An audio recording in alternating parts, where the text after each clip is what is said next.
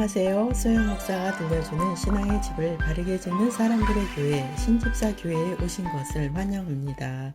오늘의 주제는 대역 죄인. 옛날에 어떤 고을에서 일어났던 사건입니다. 그 사건은 어떤 아들이 자신의 어머니를 죽였던 것입니다. 그 아들은 포도청에 잡혀가서 죄에 대해 신문을 받았습니다. 원님이 어머니를 죽인 페류나를 사형시키라 라고 하자 그 아들은 어머니가 자기에게 잘못해서 죽였는데 그것이 왜 잘못되었냐고 대들었다고 합니다. 원님은 죄를 깨닫지 못하는 그 아들에게 너무도 화가 나서 사형시키는 것을 보류했습니다. 그리고 나서는 페류나를 개인 훈장님을 붙여서 윤리와 도덕을 가르치게 했다고 합니다. 여러 달 후에 그 아들은 공부를 끝내고 나서 원님을 찾아가서 이렇게 말했다고 합니다. 어머니를 죽인 저를 사형시켜 주십시오 라고 말했습니다. 그 아들이 자신이 대역 죄인이라는 것을 깨달았을 때 원님은 그를 사형시켰다고 합니다. 오늘 본문은 레위기 5장 17에서 19절입니다. 만일 누구든지 여호와의 계명 중 하나를 부지 중에 범하여도 허물이라 벌을 당할 것이니 그는 내가 지정한 가치대로 양떼 중 흠없는 순양을 속건 제물로 제사장에게로 가져갈 것이요. 제사장은 그가 부지 중에 범죄한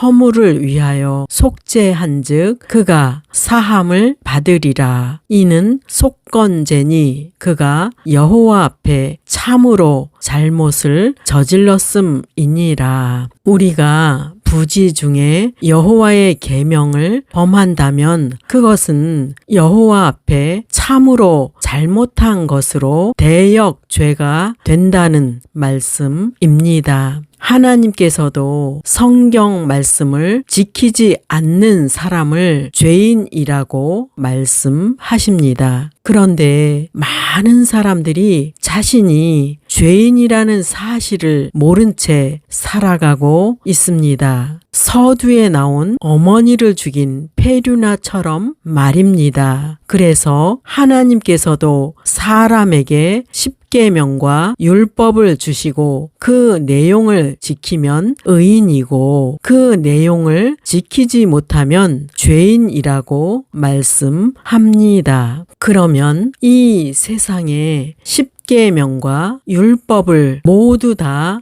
지킨 사람은 있을까요? 당연히 한 사람도 없었습니다. 그래서 인류는 하나님 앞에 나와서 스스로 죄인이라는 사실을 고백해야 합니다. 베드로는 처음 예수님을 만났을 때 자신은 죄인이라고 고백했습니다. 누가복음 5장 4에서 8절 말씀을 마치시고 시몬에게 이르시되 깊은 데로 가서 그물을 내려 고기를 잡으라. 시몬이 대답하여 이르되 선생님 우리들이 밤이 새도록 수고하였으되 잡은 것이 없지만은 말씀에 의지하여 내가 그물을 내리리이다 하고 그렇게 하니 고기를 잡은 것이 심히 많아 그물이 찢어지는지라. 이에 다른 배에 있는 동무들에게 손짓하여 와서 도와달라 하니 그들이 와서 두 배의 채움에 잠기게 되었더라. 시몬 베드로가 이를 보고 예수의 무릎 아래에 엎드려 이르되 주여 나를 떠나소서 나는 죄인이로소이다 하니 베드로의 배를 빌려서 말씀을 전하셨던 예수님께서는 시몬에게 깊은 데로 가서 그물을 내려 고기를 잡으라 라고 하셨습니다. 시몬 베드로는 지난밤에 밤이 새도록 수고했지만 물고기를 잡지 못했다고 고백하면서 주님의 말씀을 의지하여 그물을 내리겠다고 하였습니다. 그렇게 하였을 때 물고기 잡은 것이 심이 많아 그물이 찢어질 정도로 잡혔습니다. 베드로는 다른 동무에게도 도움을 청해서 2배에 가득 물고기를 채웠습니다. 베드로는 자신의 실력으로 할 수 없었던 일을 예수님의 말씀 한마디로 물고기가 가득 잡히는 경험을 했습니다. 그에게 일어난 놀라운 일은 사람으로서는 할 수 없는 일이었고 하나님만이 하실 수 있는 일이었습니다. 그래서 베드로는 예수님의 무릎 아래에 엎드려 주여 나를 떠나소서 나는 죄인이로소이다 라고 고백합니다. 그는 빛 되시는 예수님을 만났을 때 자신은 어두움 가운데 있는 죄인이라는 사실을 깨달았습니다. 그래서 어떤 사람이든 예수님을 제대로 만난다면 자신이 죄인이라는 사실을 깨닫습니다. 그리스도는 죄가 없으신 분이십니다. 지금도 예수님을 제대로 만난다면 그는 자신이 죄인이라고 고백할 것입니다. 사도행전 9장 1에서 2절 사울이 주의 제자들에 대하여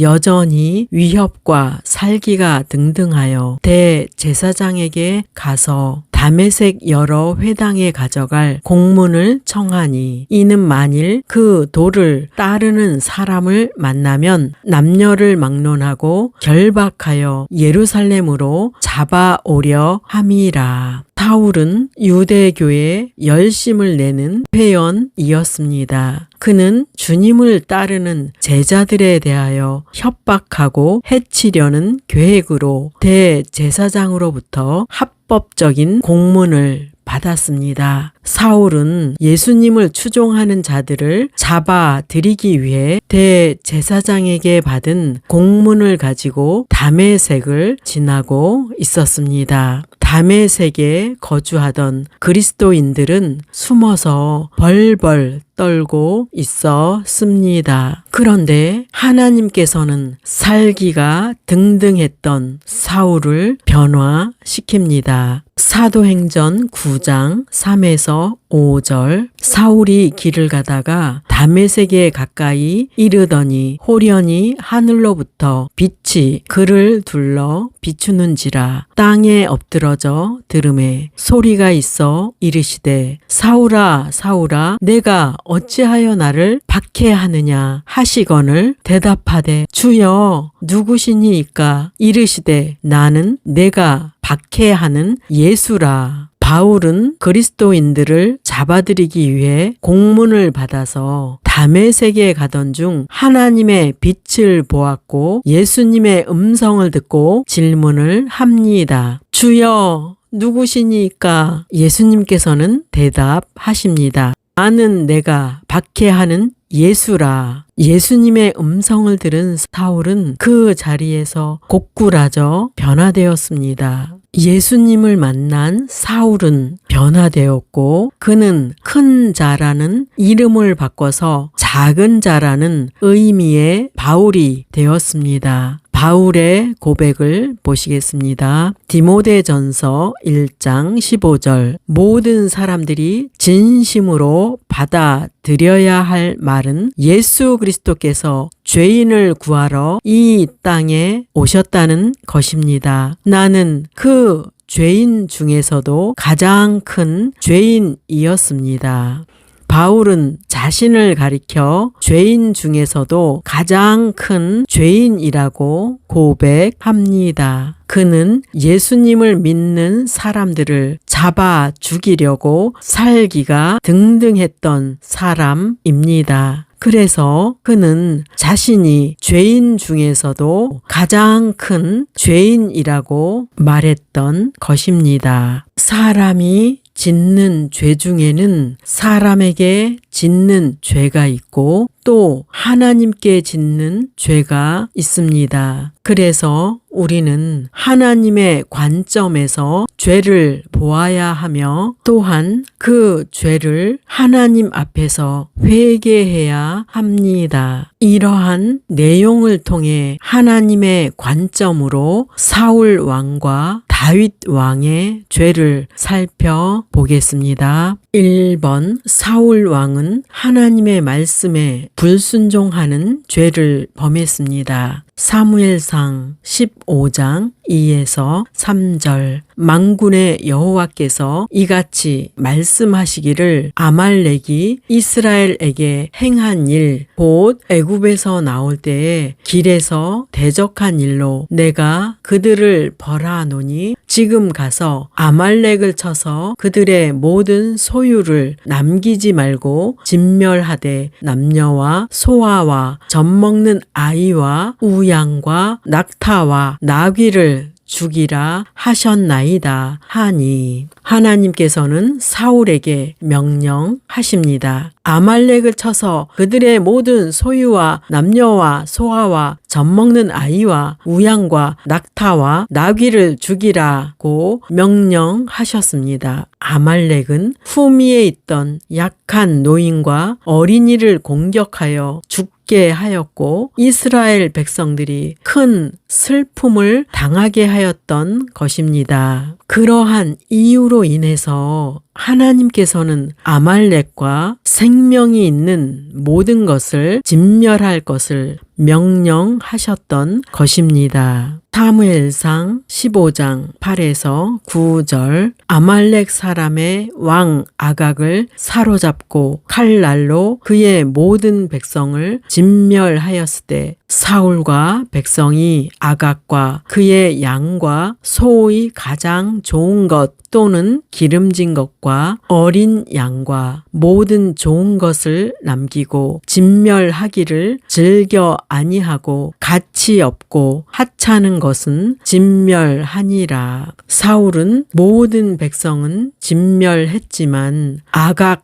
왕과 값진 양과 소와 기름진 것과 어린 양을 남겼습니다. 사울은 짐승의 좋은 것은 하나님께 제사 때 쓰기 위해 남겼다고 말했습니다. 그러면 하나님께서는 뭐라고 말씀하실까요? 사무엘상 15장 22에서 23절 사무엘이 이르되 여호와께서 번제와 다른 제사를 그의 목소리를 청종하는 것을 좋아하심같이 좋아하시겠나이까? 순종이 제사보다 낫고 듣는 것이 순양의 기름보다 나으니 이는 거역하는 것은 점치는 죄와 같고 완고한 것은 사신 우상에게 절하는 죄와 같음이라. 왕이 여호와의 말씀을 버렸으므로 여호와께서도 왕을 버려 왕이 되지 못하게 하셨나이다 하니 이 시간 우리는 사울처럼 자신이 원하는 대로 신앙생활을 하고 있지는 않은지 돌아봐야 합니다. 어떤 성도는 말씀에는 순종하지 않으면서 자신이 원하는 대로 신앙생활을 합니다. 그리고 삶이 자신이 원하는 대로 풀리지 않으면 하나님을 원망합니다. 우리는 본문의 두려운 말씀을 기억해야 합니다. 거역하는 것은 점치는 죄와 같고 완고한 것은 사신 우상에게 절하는 죄와 같음이라. 우리는 하나님 말씀을 얼마나 자주 거역하는지를 돌아봐야 합니다. 우리는 마음을 완고하게 하고 하나님께 불순종하는 것을 돌아봐야 합니다. 이렇게 하나님을 거역하고 마음을 완고하게 하여 불순종하는 것은 점치는 죄와 같고 사신 우상에게 절하는 죄와 동일하다고 말씀하기 때문입니다.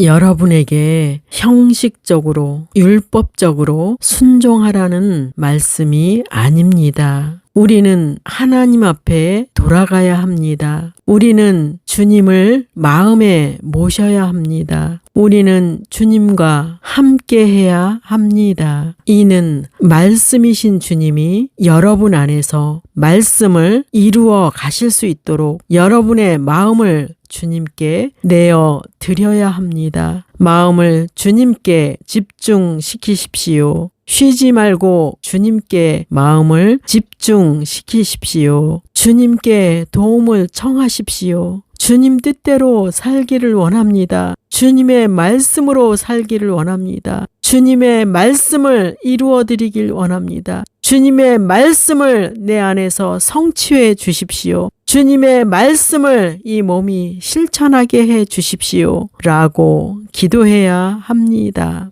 2번 다윗 왕은 하나님의 말씀에 순종하는 인물이었습니다. 어느 날 다윗은 옥상에 올라갔다가 목욕하는 아름다운 여인을 보자 그는 유혹을 받아서 그녀를 데려오게 하여 동침하였습니다. 그 여인은 우리야의 아내인 밧세바였습니다. 그 후에 밧세바는 자신이 임신했다는 소식을 다윗에게 전했습니다. 다윗은 자신이 지은 죄를 감추기 위해 전쟁터에 있는 우리야를 불러들여 집에 돌아가서 쉬라고 하였습니다. 다음 날 우리야는 자신만 편히 쉴 수 없다고 하면서 2번씩이나 집에 가지 않았고 궁궐 마당에 머물렀습니다. 다윗은 자신이 지은 죄를 감추기 위해 꾀를 내었지만 실행되지 않았습니다. 이제 다윗은 간음죄를 감추기 위해 우리야를 죽이라 라는 편지를 우리야의 손에 들려 요압 장군에게 보냈습니다. 이렇게 한다면 다윗은 자신의 죄를 완전히 감출 수 있다고 생각했을 것입니다. 그러나 하나님께서는 다윗이 지은 죄를 모두 보고 계셨고 선지자 나단을 통해 다윗의 죄를 드러내십니다. 나단 선지자를 통해 하나님께서 책망하십니다. 나단 선지자를 통해 다윗의 가정에 징계가 옵니다. 사무엘하 12장 10에서 11절 이제 내가 나를 업신여기고 햇사람 우리야의 아내를 빼앗아 내 아내로 삼았은즉 칼이 내 집에서 영원토록 떠나지 아니하리라 하셨고 여호와께서 또 이와 같이 이르시기를 보라 내가 너와 내 집에 재앙을 일으키고 내가 내 눈앞에서 내 아내를 빼앗아 내 이웃들에게 주리니 그 사람들이 내 아내들과 더불어 백주에 동침하리라. 다윗의 범죄의 결과는 참혹했습니다. 칼이 내 집에서 영원토록 떠나지 아니하리라. 내가 너와 내 집에 재앙을 일으키고 내가 내 눈앞에서 내 아내를 빼앗아 내 이웃들에게 주리니 그 사람들이 내 아내들과 더불어 백주에 동침하리라. 사무엘 하를 읽어본다면 하나님의 말씀이 그대로 이루어진 것을 보게 됩니다. 하나님께서는 다윗을 사랑하셨기 때문에 고난을 주어서라도 그를 변화시켜서 그를 사용하십니다. 고난은 유익합니다. 고난을 받은 사람은 유혹이 온다면 또 고난받을 것이 두려워서 다시는 그 죄를 짓지 않습니다. 이렇게 하나님의 자녀는 사생아가 아니기 때문에 징계하여서 변화시키고 천국 백성을 만드십니다. 우리가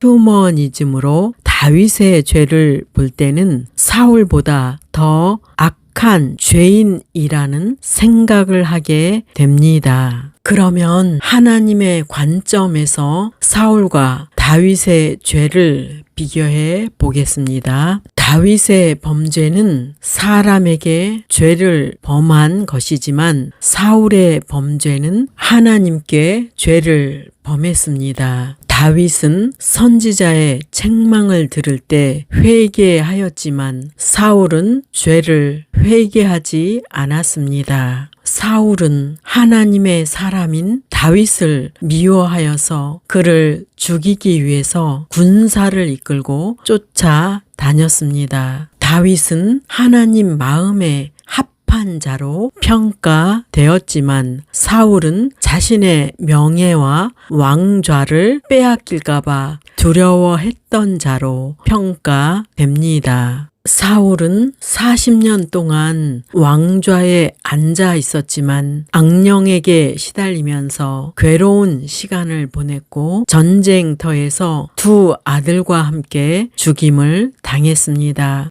다윗은 하나님께서 징계하여서 회개시키고 그의 후손에게 왕위를 잇는 축복을 주십니다. 엘리 제사장은 아들들에게 충고를 합니다. 사무엘상 2장 25절 사람이 사람에게 범죄하면 하나님이 심판하시려니와 만일 사람이 여호와께 범죄하면 누가 그를 위하여 강구하겠느냐 하되 그들이 자기 아버지의 말을 듣지 아니하였으니 이는 여호와께서 그들을 죽이기로 뜻하셨음이더라. 사람이 하나님께 범죄하면 모든 사람은 죄의 대가로 죽음에 이르게 됩니다. 하나님께서는 어떤 사람은 징계하여서 회개를 시켜서 쓰시지만 어떤 사람은 버리십니다. 즉 어떤 사람에게는 긍휼을 베풀지만 어떤 사람에게는 긍휼을 베풀지 않습니다. 그리고 긍휼을 얻은 사람은 예수 그리스도를 영접하여 자신의 죄를 고백하고 그분의 피로 용서받습니다. 기억하십시오. 가장 큰 대역죄는 예수 그리스도를 영접하지 않는 것입니다. 사람들이 지옥불에 떨어지는 것은 예수 그리스도를 영접하지 않아서입니다. 지금도 늦지 않았습니다. 이렇게 기도하십시오. 예수 그리스도를 마음에 영접합니다. 주님께서 나의 주인이 되어 주십시오. 이 땅에 있는 동안 주님을 따르겠습니다. 성도 여러분, 당신의 일상을 세상 즐거움보다는 주님께 목적을 두고 그분과 동행하는 삶을 살기를 예수 이름으로 축원합니다. 마지막 시대를 살아가는 하나님의 백성 여러분, 교회는 다니지만 예수님을 그리스도로 믿지 않는 여러분, 하나님에 대해서 예수님에 대해서 잘 모르시는 여러분, 가나안 성도 여러분, 우리 함께 성경에 근거해서 성령의 능력으로 신앙의 집을 말씀대로 바르게 건축하도록 합시다. 누구나 유튜브에서 신집사 교회를 구독하심으로 신집사 교회 사역에 동참할 수 있습니다. 신집사 교회를 통해 영상으로 선교하는데 동참하기를 원하시는 분들과 함께 연합하기를 원합니다. 아브라함 목사에게 언제든지 연락 주십시오. 우리 주 예수 그리스도의 이름으로 축복하고 또 축복합니다.